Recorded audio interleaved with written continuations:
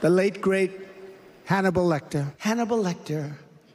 The late, great Hannibal Lecter would like to have you for dinner. But they're always saying, like, he mentions Hannibal Lecter. It doesn't make sense. No, it makes a lot of sense.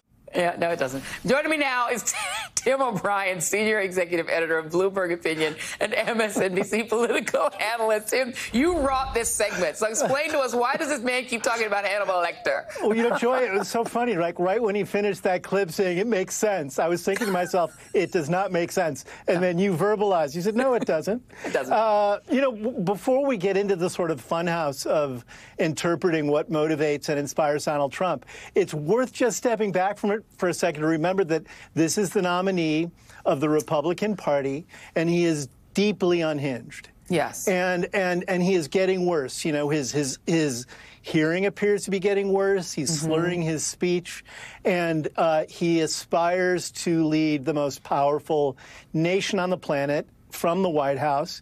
And while all of this stuff is fun to poke fun at, which it should be, and it is weird, which it is, it's also much more profoundly dangerous and troubling because he's not fit for office.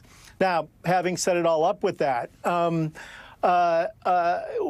of the Hannibal Lecter references, I think, come from the fact that Donald Trump actually thinks that migrants seeking asylum belong in insane asylums, and Hannibal Lecter was in an asylum, and he can't really separate the difference from the two. So that's raw ignorance. And then the larger, I think, cultural touch point here is that Donald Trump is indeed baked in amber. The clothing he wears, the celebrities he fawns over, the music he most closely relates to is all from the 1980s. Yeah. And you know, he completed Trump Tower in the 1980s. It was the first project he did apart from his father. It was the project that put him on magazine covers. It's the project that ultimately led to the book, The Art of the Deal. And he was celebrated as this young deal maker who could do no wrong. And on a number of occasions when he talked to me about that period of his life, he had this obsession with Orson Welles and Citizen Kane, and the idea that, you know, Welles' greatest movie was completed when he was still in his 20s, and he never really equaled it again. And he had this great fear that Trump Tower would be the signature moment of his life. And in fact, he then went on a whole bankruptcy spree, and through most of the late 1980s and 1990s, he was a punchline about the excesses of the 1980s until The Apprentice came along, which, you know, lifted him up as a celebrity, but still no one took him seriously. And then he became president. And so the long arc here is tracing the life of someone who actually never grew up and never grew beyond this one era in which he felt he was celebrated without anyone blinking.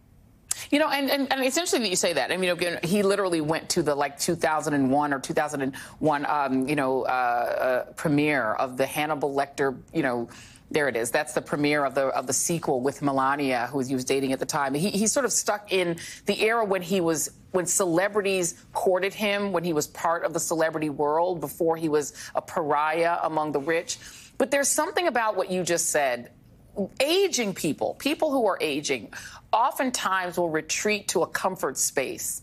And it's, you know, it's not necessarily Alzheimer's, but it's part of the aging brain where you start off talking about one thing and you end up back where you're comfortable. You've been interviewing this guy for a long time. You've covered him back then. Does he feel fully cognitively healthy? Because some of that could just be an aging brain. Well, I think some of it is an aging brain, but let's remember that his father died from Alzheimer's. Donald Trump has always lived in mortal terror of the fact that he may have the gene, and he may die of Alzheimer's too. I think Fred Trump was 86 years old when that began, and he died several years later. So I think this is more than someone who's just aging. This is somebody, I think, who's living in the past for the reasons you identified, which is that it's common to go back to what you know.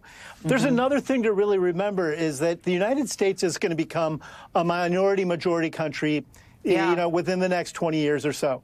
And he is standing up for a world he came from, a primarily white world. That's right. That's right. And he can't let go of it. Tim O'Brien, thank you.